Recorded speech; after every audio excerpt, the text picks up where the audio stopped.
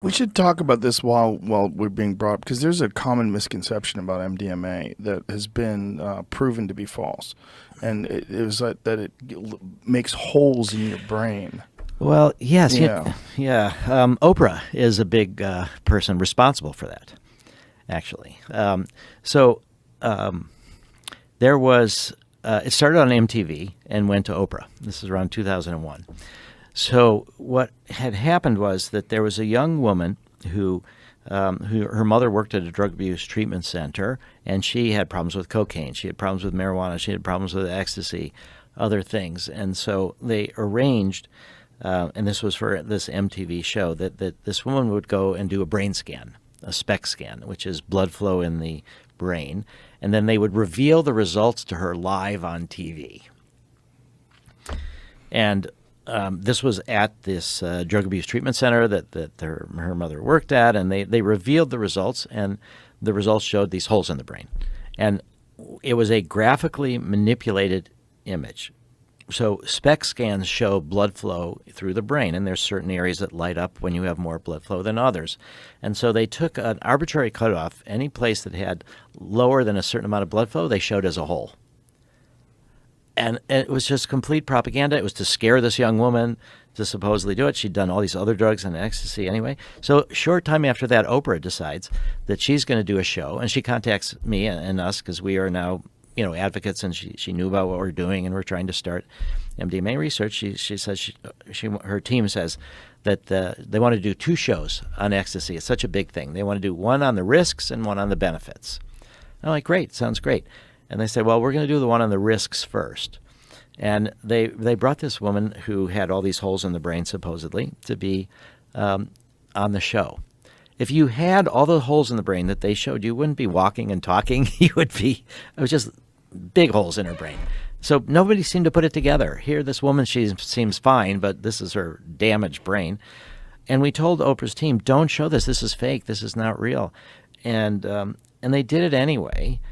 And they had one woman who was a 24-year-old woman that was a raver, but she had positive experiences about MDMA. So they said, okay, she would be the one that would sort of say something positive about MDMA. And then Oprah said to her, do you know what you might be doing to your brain with all these holes in the brain?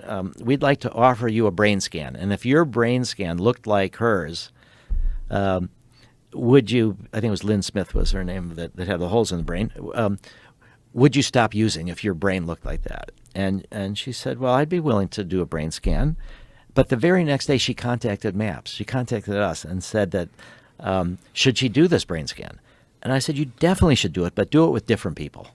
Don't do it with the people that they're, but definitely do this brain scan, and then you'll be on the show again and you can show what the results are.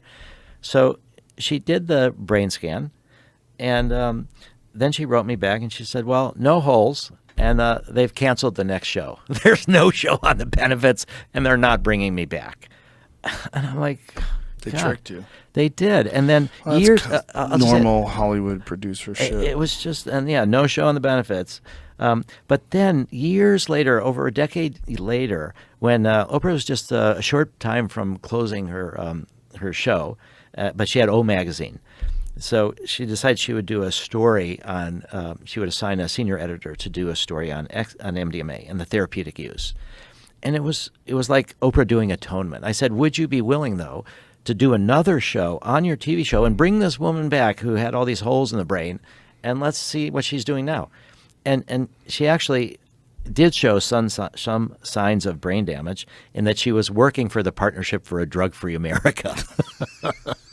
And she was as the exhibit of, MDMA is terrible. So do you think they scared her with the holes in the brain to the point where she thought that drugs were ruining her life and she wanted to save other people? I think there was that, yeah, and I think that she wanted to get back in the good graces with her mother, that then she gets supported, and then she gets a job, and this whole thing.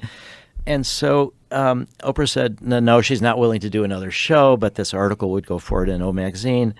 And the article was great, and the woman who was the reporter ended up going for an underground MDMA experience, which I helped arrange, and it was very successful, and that's how the article ends. But it's great because it didn't like make a big deal of, oh, this is illegal underground. It was just like, here's what happened to her, to MDMA. But it was in some ways propaganda in the positive way. It was like, can a single pill save your life? Right. You know, before it's like, this is going to like cause holes in your brain. Now, one pill is all you need, a magic pill, and then you're going to be better for everything. Ignores the whole point that it's about the therapy and the context and the relationship. It seems like, unfortunately, because of those kind of television shows and because of up until podcasts and the internet, you had a limited sort of ability to fully express the pros and the cons and explain the nuance of what these experiences are about. And you're instead dealing with this sensationalist perspective where they're just trying to, just trying to highlight whatever the most the wildest aspects of the experience, pro or con, would be, so they can get a lot of people to pay attention to it. It's like it becomes prostituted. Yeah.